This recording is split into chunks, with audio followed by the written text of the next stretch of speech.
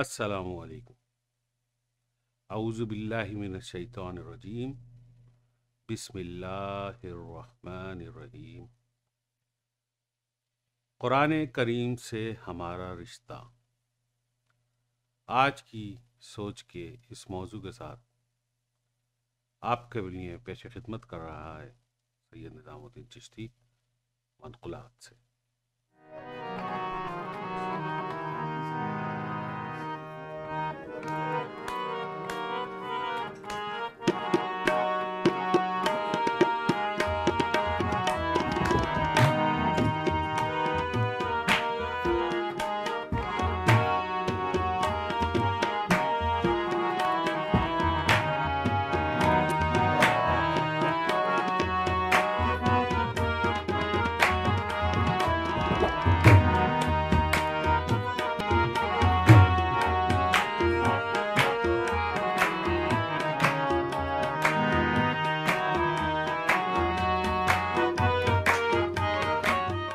سورہ یونس کی آیت نمبر 57 میں اللہ تعالی ہمیں فرماتا ہے، لوگو یہاں آپ کی رب کی طرف سے ایک نصیحت آتی ہے جو دلوں کو شفا بخشتی ہے اور مومنوں کے لیے رہنما اور رحمت ہے۔ اس آیت کریمہ میں اللہ تعالیٰ نے مسلمانوں کو مخاطب نہیں کیا ہے،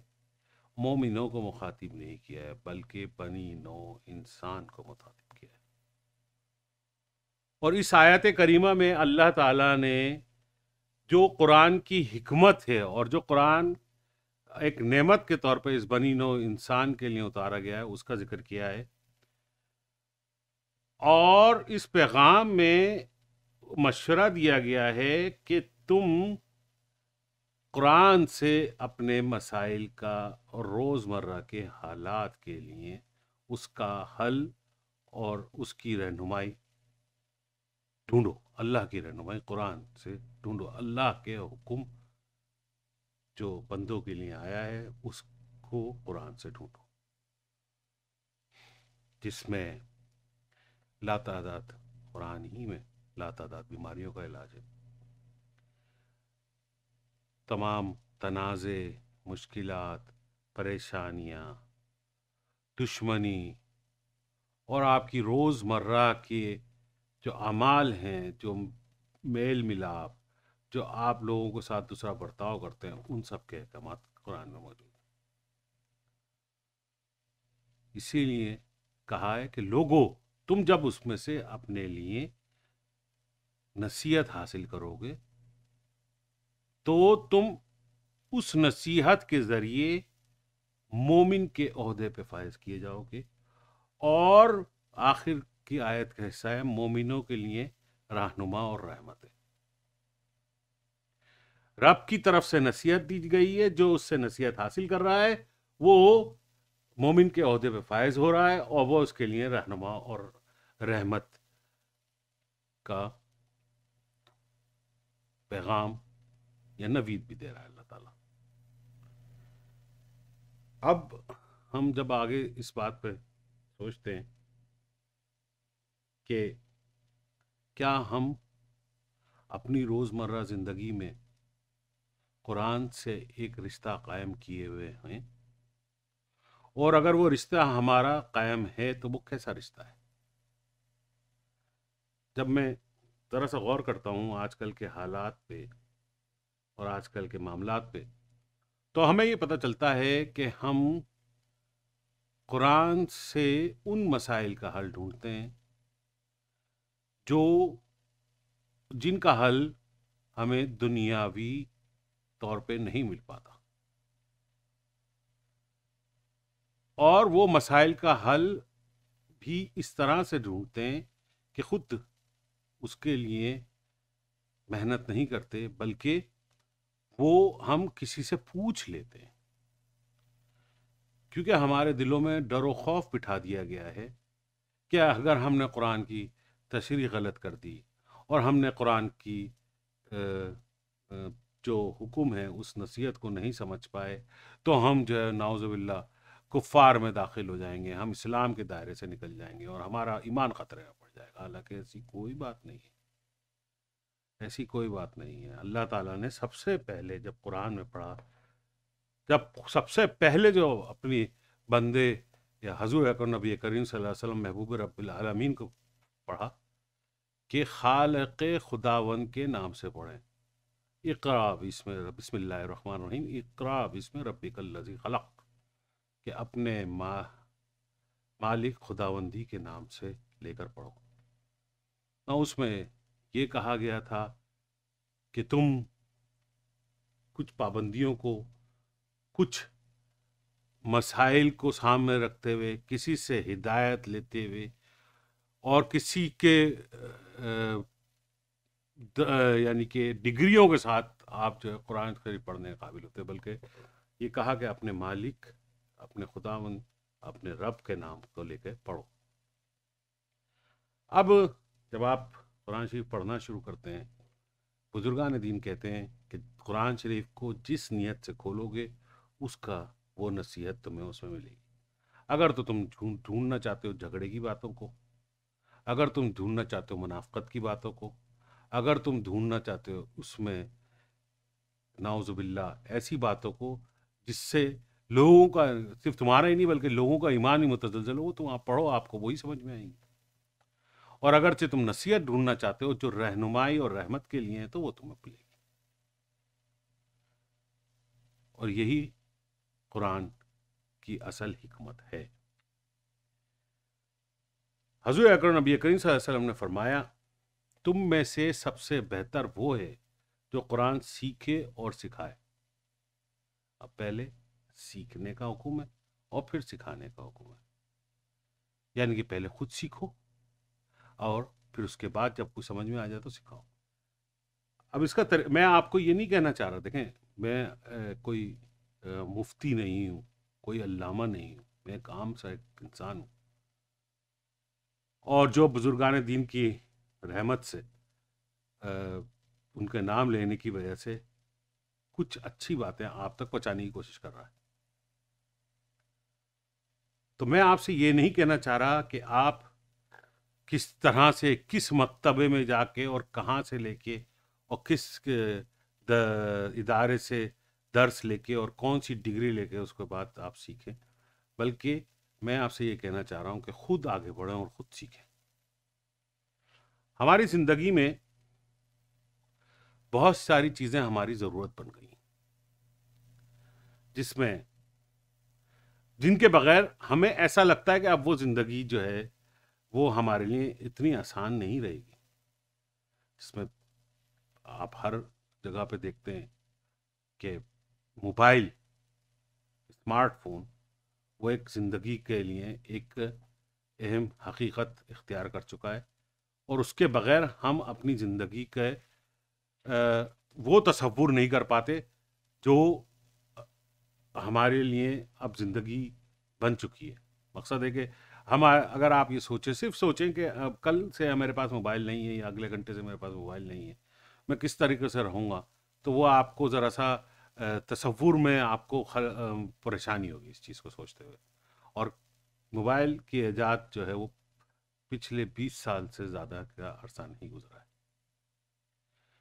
تو کہنے کا مقصد یہ، کوئی نئی چیز بھی جس کے فائدے کا ہمیں یقین ہو، وہ ہم اپنی زندگی کی ضروریات کا حصہ اس طریقے سے بنا سکتے ہیں کہ ہم اس کے بغیر اپنی زندگی کو آسانی سے گزارنے کا تصور نہیں رکھتے۔ کلیدی بات یہ ہے کہ ہم نے اس سے حاصل ہونے والے فائدے کا یقین حاصل کر لیا تھا۔ اسی طریقے سے بہت ساری چیزیں، گاڑی ہے، بنگلہ ہے، دنیا ہے، سب کچھ ہے، ہم نے اس کے فائدے کا یقین حاصل کر لیا، اب ہم اس کے بغیر اپنی زندگی کو دشوار تصور کرتے ہیں۔ یہی یقین ہمیں قرآن شریف کی نصیحت کا حاصل ہوگا، اور جب وہ نصیحت ہمارے پاس پہنچ جائے گی اور وہ یقین ہمارے دل میں بیٹھ جائے گا، تو ہم خود سے سیکھیں گے، اور پھر اس مرتبے پہ پہنچیں گے کہ ہم کسی کو سکھائیں گے۔ حضور اکرم نبی کریم صلی اللہ علیہ وسلم کا ایک اور فرمان ہے، جس شخص کے دل میں قرآن مجید نہیں ہے وہ برباد گھر کی طرح ہے، یعنی کہ قرآن مجید سے فائدہ حاصل کرنے یا اس سے نصیحت حاصل کرنے کی نیت ہمارے دل میں ہونی چاہیے، اور اس نیت پہ یقین ہمارا ہونا چاہیے، اور وہ اس طرح سے موجود ہونا چاہیے کہ ہم صرف اس کو رٹو طوطے کی طرح نہیں پڑھتے ہوئے چلے جائیں، ہم اس میں سے یہ یاد نہ کریں کہ اس میں قاف کتنی دفعہ آیا ہے اور کاف کتنی دفعہ آیا، حروف کے تہجی اور اس کے جو اعداد و شمار ہیں اس کے یاد کرنے کی ہمیں اتنی ضرورت نہیں محسوس ہونی چاہیے، بنسبت اس کے کہ اس کے معنی کو سمجھنے کی ہمیں ضرورت محسوس ہونی چاہیے، اور اس سے ہدایت لینے کی ضرورت محسوس ہونا چاہیے، اور اس کے کہی ہوئی باتوں پر عمل کرنے کی توفیق ہونی چاہیے۔ آج کی صورتحال یہ ہے کہ ہم نے قرآن کو صرف لوگوں کو ہدایت دینے کا ذریعہ بنا لیا ہے، خود ہدایت لینے کا ذریعہ چھوڑ دیا ہے۔ ہم اپنی باتیں قرآن سے نہیں ڈھونڈتے، بلکہ لوگوں کو سوشل میڈیا کے تھرو بتانے کے لیے ہم صبح شام مصروف ہیں کہ بھائی قرآن میں یہ لکھا ہے، قرآن میں یہ لکھا ہے، قرآن میں یہ لکھا ہے، حالانکہ ہمارا اس پہ خود بھی عمل نہیں ہے۔ کسی سے پوچھتے ہیں تو کہ بھائی ہاں بھائی ہمارے ہاں اور اس کے ہاں اور ہمارے چچا اور ہمارے تایا وہ اتنے اچھے قرآن پڑھتے تھے، اور یہ بھائی تو کیا کرتا ہے؟ تو نے کبھی اپنے گریبان میں جھانکا ہے کہ تو نے کتنی دفعہ قرآن سے ہدایت لی؟ یہ جو ہے ہمارا لاہے عمل ہے، اور یہی ہمارے لیے مشکل پیدا کر رہا ہے، پریشانیاں پیدا کر رہا ہے، اور ہمیں قرآن سے ہمارا رشتہ استوار کرنے کے لیے ایک رکاوٹ کا باعث ہے۔ میں اپنی بات کو ختم کرتے ہوئے یہ کہوں گا کہ اب آپ کو میں طریقہ بتاتا ہوں کس طریقے سے آپ قرآن سے اپنا رشتہ استوار کر سکتے ہیں۔ کوئی بات ہے، کوئی سوچ ہے جو آپ کے دل میں اٹھی، اللہ کی طرف سے خیال آیا، اب اس سوچ کے مطابق آپ کو رہنمائی کی ضرورت ہے۔ آپ کو یہ نہیں پتا کہ جناب یہ بات صحیح ہے کہ آج کل انٹرنیٹ میں لوگ باق رہنمائی کم کر رہے ہیں، بلکہ آپ کو جو ہے پریشان زیادہ کر رہے ہیں، تو آپ ایسا کیجئے، آپ اس کو سرچ کیجئے اس چیز کو، اور پھر آپ کے مسلک کی جو ترجمہ ہے، آپ یہ نہیں دیکھیے کس نے اس آیت کا ترجمہ جو آپ نے سرچ کیا ہے موضوع کے حساب سے، آپ کے مسلک کے کسی بھی عالم فاضل کے ترجمے کے ساتھ پڑھیں، اس پہ غور و فکر کریں، اور پھر جب کوئی بات سمجھ میں نہ آئے تو پھر رجوع کریں کسی عالم سے، کسی مفتی سے، کسی علامہ سے۔ ہم یہ نہیں کر رہے، ہم یہ دیکھیں یہ بالکل ایسا ہم نے کیا کرنا شروع کر دیا ہے، یا تو ہم کسی سے سنی سنائی بات کسی دوسرے کو سمجھانے کی کوشش کرتے ہیں جس پہ خود بھی عمل نہیں کرتے اور جس کا معنی ہمیں خود بھی نہیں پتہ ہوتے، اور یا پھر ہمیں جب خود ضرورت پہنچتی ہے تو ہم اپنی مرضی کا حل ڈھونڈنے کے لیے کسی دوسرے کے پاس چلے جاتے ہیں، یار یہ دیکھ یار میرا یہ مسئلہ ہے، اس کو حل کر دے، قرآن کی کوئی آیت بھی بتا دے، اس نے بتا دیا، اب ہم اس پہ جم گئے، اب ہم نے خود بھی اس کو نہیں پڑھا، جس کی اظہار جو ہے بہت دفعہ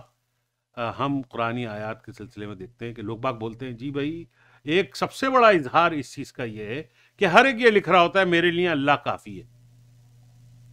اب اس کی تفسیر تو پڑھو کہ بھائی اس میں لکھا کس نے کہا ہے میرے لیے اللہ کافی ہے، اور کس کے لیے کہا گیا کہ میرے لیے اللہ کافی ہے، اور اگر یہ ہے بات صحیح تو تیرا عمل کیسا ہونا چاہیے کہ تیرے لیے صرف اللہ کافی ہے۔